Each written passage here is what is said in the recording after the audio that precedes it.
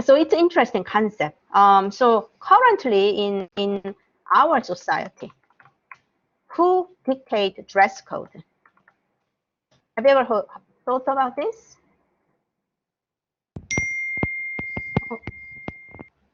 Emma? I was just gonna say men, kind of. Why do you think it's a man? Because I think up until very recently, the way that everybody has dressed has been to appease them in some form or another. I see what you're saying. Like, women are conscious of men's gaze, right? Like, women want to be seen through male gaze, right? Either wanting to be seen through right. like ultra feminine male gaze, or adversely going in the opposite of that direction so severely and taken seriously. Or intentionally gender neutral, right? Or in order to go against the stereotypes. Who had any other comment? Did somebody raise a hand? I did. Nancy? Oh, Nancy. So in our society, do you mean today?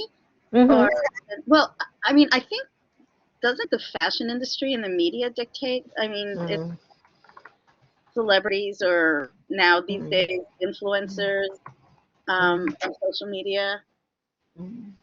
I think things have changed a lot in the last 5 or 10 years. Right. In order to increase sales, right? That's all about And then Alisa? Yeah, I was gonna say the same thing as Nancy. I mean, like, I feel like nowadays, like, I don't think a lot of women dress for men. I mean, I know I certainly don't. I dress for myself. But I think I could see the point that Emma was making, but I think that a lot of it has to do with society itself and like trying to fit to what other people are dressing like. And like this idea of like, oh, if you're wearing this brand, like that means that you might be like, I don't want to say higher status. It's not really like higher status, but it's more like of like, who are you wearing? Yeah, I mean, it's interesting to have this conversation with you, but certainly until, let's say, late 20th century, how, what do women wear? Definitely through the male gaze, because we were not very keen on this gender politics or identity politics, right? Like, yeah, women should look like a feminine and men should look masculine, but after 1990s, these boundaries became a little bit blurry. And these days, because we are now living in post-capitalist society, yeah, something about consumerism. Alisa? I was going to say, I'm also taking an American costume of American history right now. And I thought it was really interesting because I think it's like I don't know if it was 1950s and 1940s, but women started to wear like more masculine outfits. Yeah. Oh, yeah. So that was a big wave. Like right after the Second World War, like women dressed a little bit more like a male garment. That is blazer, right? Like that is Dior's new look, those things. But then the really power suit. Have you ever heard of the power suit for women?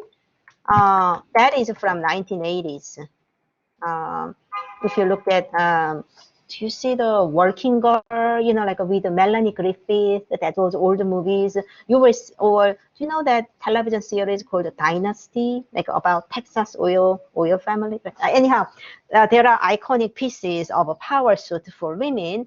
And then people like Madonna really created a subculture for ultra feminine women who are extremely empowered, right? Like so, they use their sexual power just to control others, like those kind of images.